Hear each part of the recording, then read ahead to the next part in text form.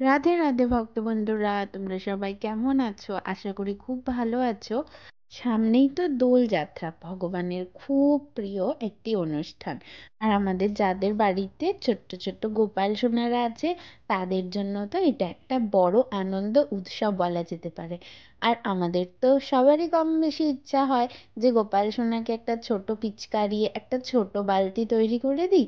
আর সেই জন্যই দেখো, আজকে তোমাদের দেখাবো কিভাবে বাড়িতে তোমরা ছোট পিচকারি আর বালতি তৈরি করে নিতে পারবে খুব সহজেই। দেখো ইনগ্রিডিয়েন্টসে কি কি নিয়েছি। একটা ছোট সিরিঞ্জ নিয়েছি, আর কিছু চায়ের কাপ নিয়েছি। এগুলো তো খুবই সহজে অ্যাভেলেবেল হয় মার্কেটে, তাই না বন্ধুরা? দেখো নিয়ে এসেছি একটা 2 ml এর সিরিঞ্জ। এটা কিন্তু 2 ml সিরিঞ্জ, এটা সবচেয়ে ছোট। 4 থেকে 8 নম্বর গোপাল সোনাদের জন্য কিন্তু এটা একদম পারফেক্ট সাইজের পিচকারি হবে। যাদের তোমাদের গোপাল সোনা একটু বড়, তারা 5 ml 10 ml সিরিঞ্জও কিন্তু ব্যবহার করতে পারো। তাহলে পিচকারিটা একটু বড় সাইজের হবে। তো চলো এবার বেশি কথা না বলে এবার প্রসেসটা শুরু করা যাক। প্রথমে কাপটাকে এইভাবে করে ধরবে এবং এখানে একটা ছিদ্র করে নেবে। এখানে আমি 1 নম্বর তুলিটা ইউজ করেছি এই ছিদ্রটা করার জন্য। আর তোমাদের কাছে যদি শার্প কোনো ইনস্ট্রুমেন্ট থাকে, তোমরা সেটা দিয়েও এই ছিদ্রটা কিন্তু করে নিতে পারো। দেখবে, খেয়াল করবে যেন দুটো ছিদ্র সমান সমান জায়গাতে থাকে। না হলে কিন্তু বালতির যে হ্যান্ডেল লাগানো হবে, সেটা কিন্তু ঠিকঠাক ভাবে বসবে না। এবার দেখো, একটা এরকম গোল্ডেন কালারের সেলোটেপ নিচ্ছি। এই ধরনের চকচকে সেলোটেপ গুলো তো আমাদের স্টেশনারি দোকানে খুব সহজেই অ্যাভেলেবেল হয়ে যায়। তো চলো এটা দিয়ে পুরো কাপটাকে আমরা এখন মুড়িয়ে নেব। তারপরে দেখবে তাহলে একটা সোনার বালতির মতো লুক এসে যাবে এই ছোট্ট কাপটাতে। চলো এখন শুরু করা যাক। আমি একদম নিচের দিক থেকে আড়াআড়ি ভাবে শুরু করেছি। তোমরা যদি চাও এটা লম্বালম্বি ভাবেও লাগাতে পারো।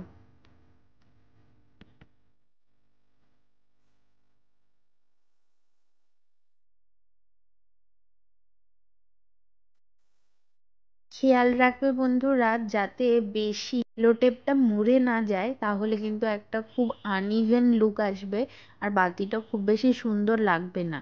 যে বালতিটা প্রথম বানিয়েছিলাম, সেই বালতিটাতে কিন্তু আমি সেম একই ভুল করেছিলাম। দেখো একটু একটু উঠে আছে।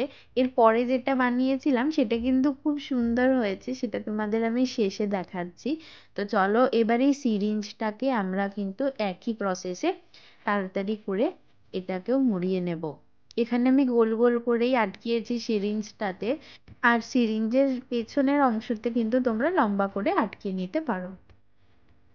তো দেখো, এখন আমি দুটোকেই আমি এই গোল্ডেন পেপার দিয়ে মুড়িয়ে নেওয়ার পর লাগছে তো একদম সোনার বালতি আর সোনার পিচকারি।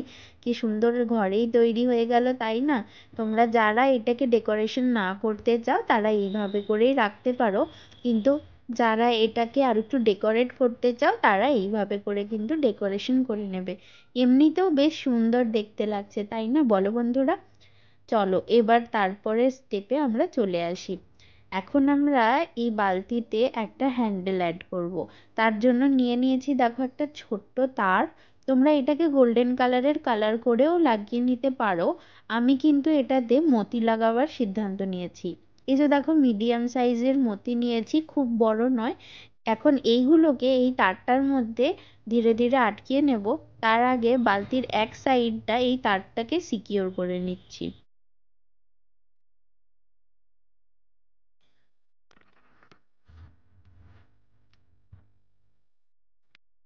দেখো বন্ধুরা, মতিগুলোকে একটা একটা লাগানোর পর থেকেই কিন্তু খুব সুন্দর দেখতে লাগছে।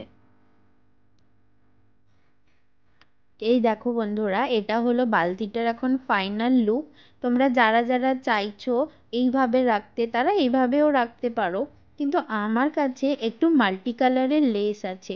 আমার ইচ্ছা সেটাও এই বালতির মধ্যে অ্যাড করব। একটু হোলি থিম, একটু কালারফুল না হলে কি আর ভালো লাগে বলো বন্ধুরা? তো চলো এখন সেটা আমি অ্যাড করে নেব এর মধ্যে। প্রথমে এই লেসটাকে বালতির গা বরাবর একদম মাপ করে কেটে নেব। তারপর সেটাকে আমরা গ্লু দিয়ে এটার গায়ে পেস্ট করে নেব।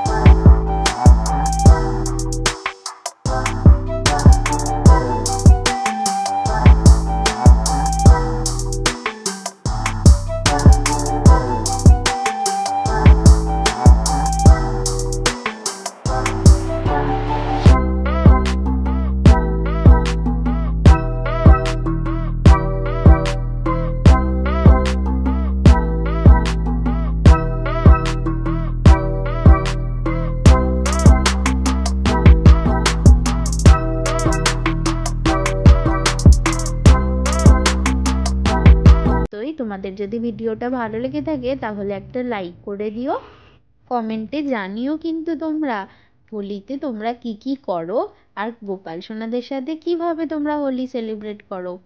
তো দেখা হবে তোমাদের সাথে পরে আরও একটা ভিডিওতে। ততক্ষণ তোমরা সকলে সুস্থ থাকো, ভালো থাকো। রাধে রাধে।